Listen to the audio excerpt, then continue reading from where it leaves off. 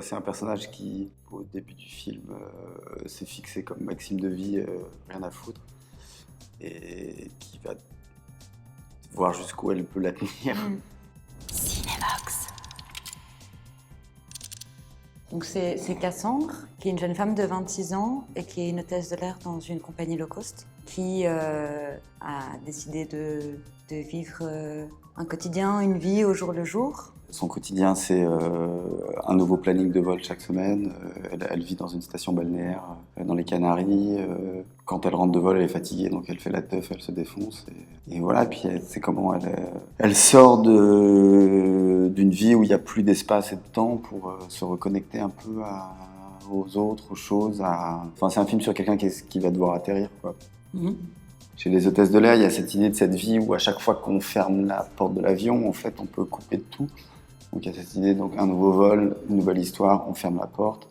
Et voilà, puis il y a un rapport aussi aux applications de rencontre qui est un peu la même chose, de dire en fait on swipe quand ça devient trop personnel, quand il se passe quelque chose de trop, on swipe. Donc voilà, c'est un personnage qui parle un peu de notre époque, quoi. Il n'y a plus vraiment de passé, de futur, il y a quelque chose de... C'est cette vie où on est enfermé dans le présent, quoi. Ouais, et puis l'impression de pouvoir aussi tout renouveler en permanence. Je crois que c'est aussi un film, en tout cas, qui essaie de s'attacher à comment, justement, je pense, l'être humain met toujours son grain de sable aussi dans le rouage un peu standardisé qui l'entoure parfois. Le processus, il est assez simple. Il y a un scénario de départ, et en fait, toutes les séquences sont improvisées. On a même fait une séquence où on a affrété un vrai vol, un vrai avion. Et en fait, ils ont fait un vrai service. Donc c'était presque du documentaire. Et après, le tournage est prévu en plusieurs étapes, donc on réécrit au fur et à mesure, en fonction de ce qu'on a. Sur le plateau, il y a pas d'éclairage, l'ingénieur du son opère tout seul. On se laisse la place de tourner une scène. Si on voit quelque chose qui est intéressant, qui est en train de se passer, ben on tourne. Il n'y a pas de répétition, on filme toujours en direct, il n'y a pas de clap, voilà, c'est un mode de travail très libre. Ouais, et puis toujours laisser aussi avoir cette attention particulière à justement tout ce qui peut être imprévu, tout ce qui peut être improvisé, le laisser en permanence rentrer dans le champ. Puis après, c'est des mois de montage. Ouais.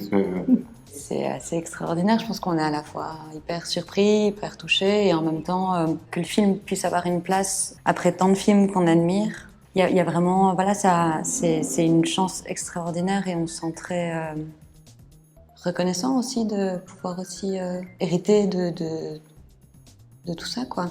Bah nous, c'est vrai que la première réaction, c'était quand même la surprise. Ouais. Parce que c'est un film qui est quand même très bricolé. On fait un cinéma où il n'y a pas d'histoire, il y a juste du ressenti.